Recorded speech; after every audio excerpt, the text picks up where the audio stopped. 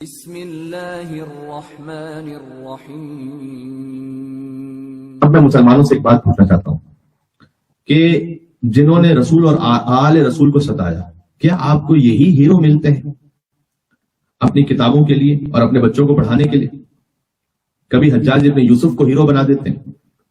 وہ حجاج ابن یوسف کے ایک اہل سنت عالم کا بیان ہے، مولانا اسحاق صاحب نے، اور انہوں نے جو کہا میں نے کتاب میں دیکھا تو میں نے کسی اور طرح سے دیکھا، لیکن انہوں نے جو کہا پہلے سناتا ہوں۔ حجاج ابن یوسف وہ شخص ہے جس نے لٹا کر ذبح کر کے 1,20,000 مسلمانوں کو، شیعیان اہل بیت کو قتل کیا، بے گناہوں کو 1,20,000 تو ذبح کیے، باقی جو اس کے علاوہ مارے ہوا الگ۔ جہاں میں نے جو کتاب میں پڑھا وہ طبقات ناصری میں، اس میں لکھا ہوا تھا کہ کل اس نے 1,20,000 لوگوں کو قتل کیا۔ 1,20,000۔ اس زمانے کی جو آبادی تھی وہ آج سے کتنی کم تھی؟ اس ریشو کے حساب سے پروپورشن کر لیجئے گا تو آج اس زمانے کے 1,20,000 آج کتنے بنتے ہیں؟ یعنی ملینز، آج کے تو ملینز بنیں گے۔ ایک شخص نے مارے ہیں۔ یہ اسی کا بھتیجا ہے محمد بن قاسم، اس لیے بات کر رہا ہوں میں۔ ہمارے ہاں پر بعض ڈراموں میں اس کو ہیرو بنا دیا گیا، بعض ٹیکسٹ بکس میں 50,000 مرد 30,000 خواتین اس کے مخلوط زندان میں تھی۔ وہ پہلا شخص ہے کہ جس نے مخلوط زندانوں کا تصور دیا، یعنی خواتین اور حضرات ایک ہی زندان میں 50,000 مرد 30,000 خواتین، کہ جن میں سے کئی کے جسموں پر لباس نہیں تھا، نعوذ باللہ من ذالک۔ اور جا کر دیکھ لیجیے گا کتابوں میں لکھا ہوا ہے کہ جب انہیں پانی دیا جاتا تھا تو نمک اور بجری ملا ہوا پانی۔ یہ ظالم گزرے ہیں، بنی امیہ کی یہ تاریخ ہے۔ نمک جس سے پیاس نہ بجھ سکے، پیاس مزید بڑھ جائے، اور بجری ملا ہوا پانی کے ہلاکت کا باعث ہو جائے۔ 1,00,000 لوگوں کو اس نے فقط اس لیے قتل کیا۔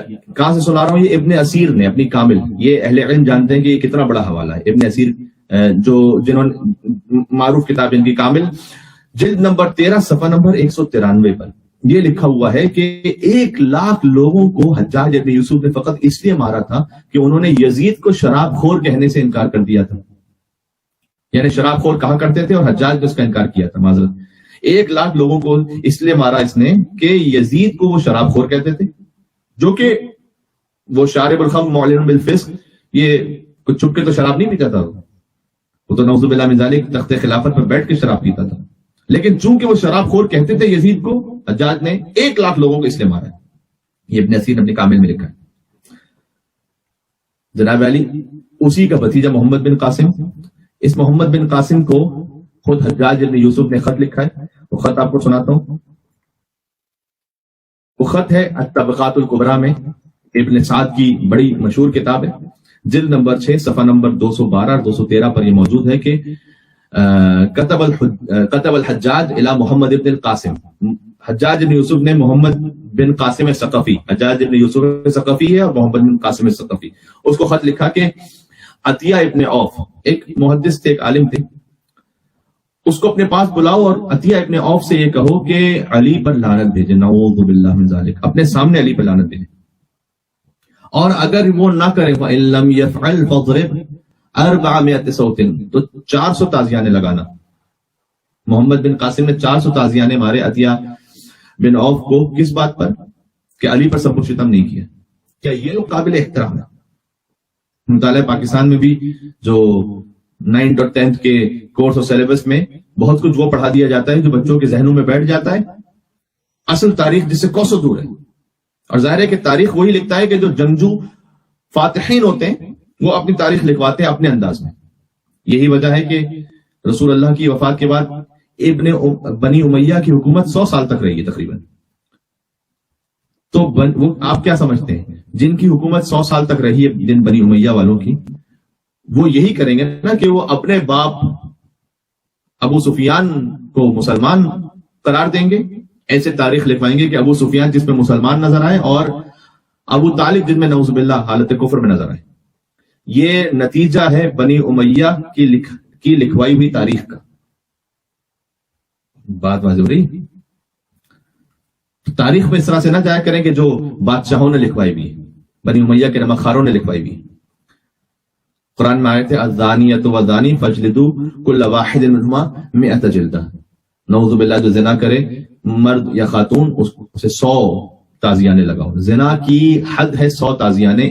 اس کا ثابت ہونا کتنا سخت ہے وہ اپنی فقہی کتابوں میں جو بحث ہے وہ الگ مقام پر. زنا بھی نعوذ باللہ من ذالک کسی پر ثابت ہو جائے تو 100 تازیانے. مولا علی علیہ السلام پر سب و شتم نہ کرنے کے کتنے تازیانے لگوائے اس نے؟ 400. یعنی علی پر سب و شتم نہ کرنا نعوذ باللہ من ذالک. میں جملہ نہیں کہ جرت نہیں کر پا رہا کہ میں آگے کہہ سکوں, آپ خود سمجھدار ہیں کتنا بڑا جرم سمجھا جاتا تھا. اس فعل حرام سے بڑھ کر جرم یہ سمجھا جاتا تھا کم سے کم 4 گنا بڑا جرم کہ علی پر جو سب و شتم اور لعنت نہ بھیجے. نعوذ باللہ من ذالک. یہ ہے محمد بن قاسم اور حجاج بن یوسف کی تاریخ. اب پھر میں راجہ طاہر کے حوالے سے کسی قسم کے اس کے مذہب یا اس کے عقیدے کے حوالے سے کوئی یہاں سپورٹ میں نہیں ہوں. ظاہر کہ ہم تو ہندوازم کے قائل نہیں, ہم تو موحد ہیں, توحید کے قائل ہیں. قل هو اللہ احد اللہ الصمد لم یلد ولم یولد ولم یکن له کفوا احد. لیکن بعض ان نام نہاد مسلمانوں سے وہ غیر مسلم زیادہ بہتر تھے, کم سے کم جنہوں نے آل رسول کا احترام تو رکھا. اب میں جملہ کہنے لگا ہوں کہ یزید اور اس کے باپ کے خاندان سے ان جیسے مسلمانوں سے نعوذ باللہ من ذالک, اگر انہیں مسلمان کہا جائے, جو بعض مسلمان انہیں بھی مسلمان کہتے ہیں, ان جیسوں سے تو وہ بہت نجران کی عیسائی بہتر تھے جنہوں نے جب پنجتن پاک کے چہروں کو دیکھا تو آپس میں کہا کہ میں ان چہروں کو دیکھ رہا ہوں کہ اگر یہ دعا کریں گے تو پہاڑ اپنے مقام کو چھوڑ دے گا, خبردار ان سے مباہلہ نہ کرنا. کم سے کم پنجتن کی عظمت کو تو سمجھے. راجہ طاہر کے پاس کچھ سادات خواتین تھیں جو ہجرت کر کے آئی تھی کوفہ سے, کیونکہ حجاج ابن یوسف کا ظلم اتنا زیادہ تھا کہ وہاں سے ہجرت کرتے ہوئے ہندوستان کے مختلف علاقوں میں سادات تشریف لائے. اور اس نے خط لکھا تھا راجہ طاہر کو کہ یہ مجھے حوالے کر دو یہ خواتین, اور اس نے کہہ دیا تھا کہ میں زبان دے چکا ہوں, میں واپس نہیں کروں گا.